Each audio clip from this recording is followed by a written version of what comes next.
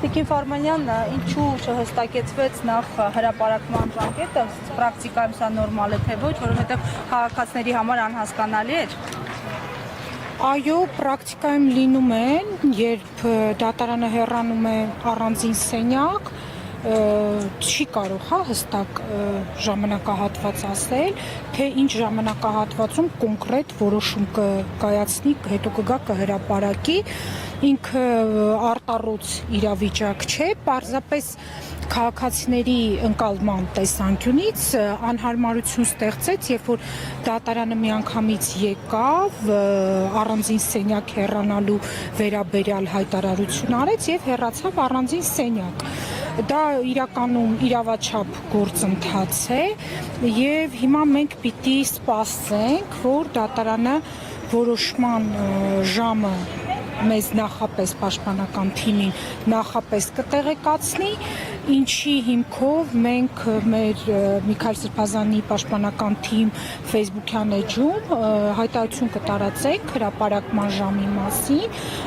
հանրությունը նույնպես կիրազեկվի, թե վերաքննիչ քրեական դատարանը ժամը քանիսին է հրապարակելու Սրբազանի վերաբերյալ որոշումը։ Դուք առհասարակ ինչպիսի որոշում եք ապրկալում, թե սա մի քիչ տրիվիալ հարց է եւ այս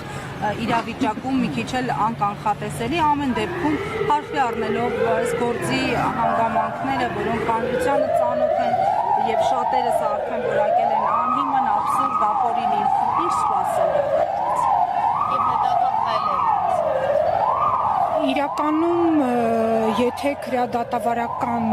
ուրեմն ընթացակարգերի տեսանկյունից նայենք, այս գործը ընդհանրապես դատարանում չպիտի լիներ եւ պաշտպանական թիմը բազմիցս ասել է, որ սա քաղաքական հետապնդում է իր բոլոր խախտումների առկայությամբ։ Ինչ որոշում կկայացնի դատարանը իհարկե չենք կարող կանխատեսել, բայց դատարանի լիազորությունների շրջանակները հետեւյալն են, որ կամ պետք է բեկանի առաջին ատյանի դատավճիռը եւ արդարացման դատական ակտ կայացնի, կամ նյութաիրավական դատավարական իրավունքների խախտումներ արձանագրի եւ ենթադրենք բեկանի եւ ուղարկի ըստ ընդդատության քննելու, կամ փոփոխի դատական ակտը, մի խոսքով բազմաթիվ իրավիճակներ կան, միայն կարելի է հստակորեն արձանագրել, որ սա բացահայտ քաղաքական հետապնդում պարունակող, տարպարունակող գործ է իր բազմաթիվ խախտումներով։ Իսկ ինչ վերաբերում է, թե դատարանը ժամեր անց ինչ որոշում կկայացնի, ցավոք մենք դրա մասին մշտապես բարձրաձայնել ենք, որ առաջին ատյանի դատարանը քաղաքական վերդիկտ կայացրեց եւ ոչ թե իրավական, ոչ թե արդարադատության ոգուն համապատասխան, հետեւաբար լիահույս լինենք, որ այնուամենայնիվ այս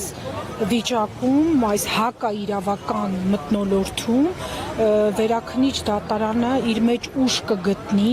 եւ արդարադատություն կիրականացնի, այն է կարդարացնի Միքայել Սրբազանին։ Բայց վերաքննիչը այդ լիազորությունները ունի, թե կարող է ուղարկել առաջին ատյանի դատարան նորից գործը քննելու։ Ոչ, ունի վերաքննիչ դատարանը, քրեական դատավարության օրենսգրքով նախատեսված այդ լիազորությունը նա կարող է բեկանել առաջին ատյանի դատավճիռը եւ կայացնել փոխարինող դատական ակտ եւ Միքայել Սրբազանին անպարտ ճանաչել իրեն մեղսագրվող արարքի մեջ։ Այդ հնարավորությունը օրենքով վերապահված է, բայց այդ արդար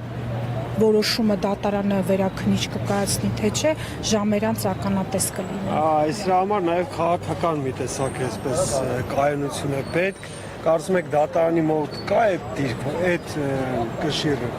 որպեսզի ինքնուրույն տպավորությունը ո՞րն էր այս քննության ընթացքում կգնա այդ քայլին վերաքննիչը եւ օրինակ բեկանի առաջին ատյանի որոշումը կարող է գնալ, այսպես ասել։ Ճիշտն ասած չեմ կարող ասել ինչ կանի վերաքննիչ դատարանը, դա իրավաբանի, փաստաբանի, պաշտպանի ցանկությունների մակարդակում է, որ երկրում տվյալ գործով իրականացվի արդար դատաքննություն եւ տեղի ունենա իրական արդարադատություն, բայց վերաքննիչ դատարանի կաշկանդվածության մասին այս պահին իրատեսական չի լինի, հա, իմ դատողությունը, գիտեք, ամբողջ դատական համակարգն է տերորի ենթարկված, ես ձեռք չեմ մնա այդ բառը ասելուց, որովհետեւ ներկայիս իշխանությունները դատական համակարգը եւ առհասարակ իրավապահների աշխատանքը համապատասխանեցնում են իրենց քաղաքական ցանկություններին եւ քիմքին, հետեւաբար վերաքննիչ դատարանին իսկապես մեծ համարձակություն է պետք, որ այսօր իրական արդարադատ որոշում հրապարակի, բայց թեկուզ բեկանելը եւ դատավարական իրավունքների մեն հսկայական խախտումները, հա, որ մենք օրեր շարունակ դատական նիստեր շարունակ պաշտպանական խմբով մատնանշել ենք, հիմնավորել ենք, հիմա չեմ ուզում ոչ ձեզ ոչ հանրությանը այդ հիմքերով ծանրաբեռնել, բայց խախտումները աննախադեպ են թե քանակի առումով, թե որակական առումով։ Եվ եթե ստացվի այնպես, որ վերաքննիչ դատան այդ դատավարական խախտումներից թեկուզ մեկին անդրադառնա, ապա այս դատավճիռը անվերապահորեն պիտի բեկանվի, եթե մենք իսկական իրավաբանության մասին ենք խոսում։ Առանցքայինը որը կհամարեիք։ Դե մենք խոսել ենք դրա մասին, ընդդատության խախտումն է եղել, որ ըստ էության այս գործով պատշաճ դատարան չեն ունեցել։ Կարծում եք վերաքննիչ դատարանը հնարավոր է, որ ընդդատության հարցին անդրադառնալով ոչ թե օրինակ արդարացման ակտ հրապարակի, այլ հետ ուղարկի, բայց նշի Շիրակի մարզի դատարան։ Այո, հնարավոր է։ Պրոցեսուալ առումով դա հնարավոր է։ Դա կհամարեք արդար վճիռ։ Մի քիչ առաջ եմ ընտրում, բայց ոչ այնքան արդար, բայց մասնակիորեն ինչ որ կերպ հարց լուծող։ Մերսի։ Եվ ամենակարևորը մեզ համար այս պայն առանցքայինա, որ նաև եթե հանկարծ արդարացում տեղի չունենա, այն որ 50-50 տարբերակն է, չէ, կայուն կմնա վերաքննիչ դատարանը, թե այնուամենայնիվ կտրվի այդ քաղաքական պրեսինգին, իհարկե այս պայն դատողություն դժվար է անել, բայց շատ կարևոր է, որ նաև սրբազանի խափանման միջոցը վերացվի։ Թեկուզ եթե դատավարական խախտումով բեկանվի ուղարկվի նոր քննության, այնուամենայնիվ խափանման միջոցի վերացման հարցը առանցքային։ Լինի ասենք վարչական հսկողություն։ Վարչական հսկողությունը առհասարակ վերացվի, եթե լինի վարչական հսկողությունը, ինքը իր տեսակով ավելի մեղմ է, քան տնային կալանքը, գիտեք։